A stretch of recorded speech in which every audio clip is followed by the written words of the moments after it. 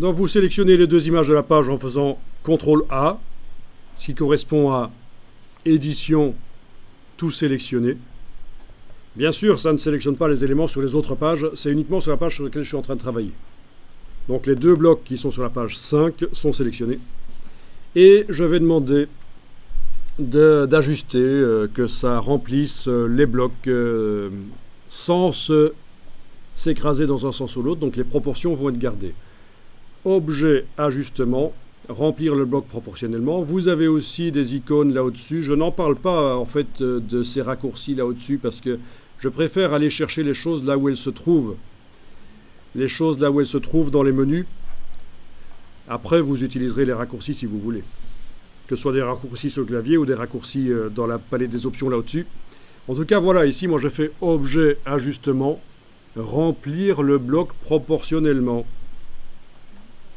Et voilà, les images remplissent le bloc.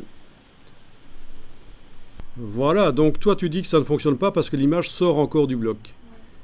Mais c'est normal, puisqu'on a demandé que les proportions restent les mêmes. L'image ne doit pas s'écraser dans un sens ou l'autre, mais doit remplir le bloc. Donc elle ne peut pas faire autrement que de sortir du bloc. Si tu voulais qu'elle ne sorte pas du bloc, mais qu'elle remplisse le bloc, il faudrait demander objet, ajustement.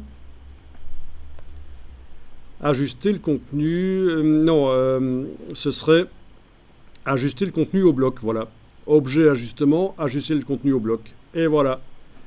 Il n'y a plus de partie de l'image qui déborde, mais les pourcentages de réduction en largeur-hauteur, là je double-clique avec la flèche noire sur les images pour passer au niveau de leur modification.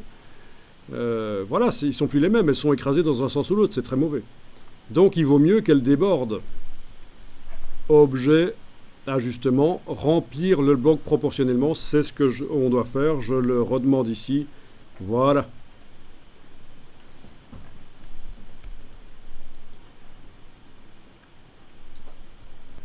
Voilà, alors certains parmi vous ont vraiment des résultats qui ne sont pas valables parce que la tête du cheval n'est plus visible, des choses comme ça. Je vais essayer de créer le problème ici en redimensionnant mes blocs avec la flèche noire, vous voyez, en le repositionnant. Voilà, ce genre de choses. Voilà deux blocs redimensionnés. Je les sélectionne tous les deux. CTRL A. Objet, ajustement, remplir le bloc proportionnellement. Et voilà. C'est le genre de choses que certains ont. On a un cheval ici dans le bloc de droite, mais il faut vraiment le savoir que c'est un cheval. Donc, il va falloir, après que InDesign ait repositionné les images dans leur bloc, il va falloir ajuster un peu manuellement. Alors, vous faites ça. Sur une des images qui vous pose problème, vous allez, avec la flèche noire, double-cliquer. Vous êtes passé en mode d'édition du contenu du bloc. Vous voyez le rectangle brun qui correspond aux dimensions de l'image, vous le voyez. Toujours avec la flèche noire, vous gardez le bouton de la souris enfoncé.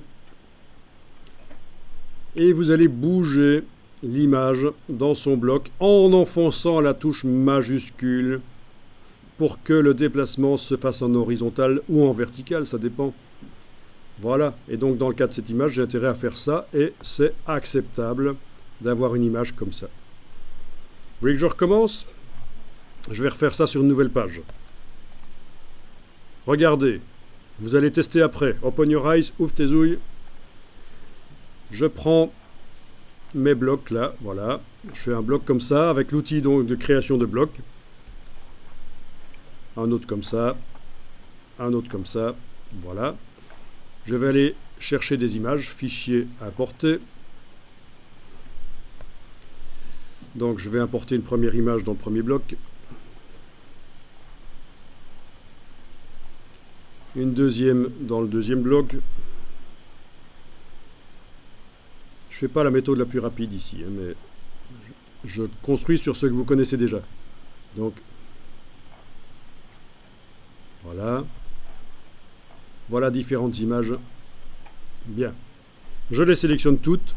Objet, ajustement, remplir le bloc proportionnellement. Il y a des images qui présentent des problèmes. Celle-ci, par exemple, je vais double-cliquer sur elle avec la flèche noire. Et cliquer, glisser, je vais la déplacer en enfonçant la touche majuscule. Voilà. Celle-ci, foireux ça, je double-clique, cliquer, glisser, avec la touche majuscule, et voilà. Celle-ci, ça va pas être facile ça. Double-clic. Est-ce que... Non, clairement là, le bloc est complètement inadapté pour montrer cette image. On voit pas ce que c'est. Je vais le voir avec la flèche noire, sans enfoncer aucune touche, aller agrandir comme ça. Voilà, ce sera mieux. Voilà, donc c'est après le redimensionnement proportionné dans le bloc, il faut faire des ajustements. C'est évidemment le choix du créateur de choisir comment il montre l'image. En général, on va s'arranger pour avoir pas mal d'espace devant le sujet. Donc à la limite, ici, je vais mettre le cheval le plus à droite possible pour qu'il ait de l'espace devant lui. Voilà, comme ça. Cette partie-là qui déborde, c'est pas grave. Si je veux absolument un bloc de cette dimension-là, je suis obligé de positionner cette image comme ça dedans. Même chose pour celle-ci, bloc vertical, une image horizontale, ben voilà, je suis obligé de faire ça. On est d'accord qu'au niveau mise en page, c'est pas terrible. Si on n'a pas vu l'image au départ, on ne sait pas ce que ça représente. Oui, on voit un cheval là, on ne sait pas ce que c'est un peu foireux. Enfin, techniquement, voilà, vous avez appris à repositionner une image dans un bloc avec la touche majuscule pour contraindre le déplacement sur les axes.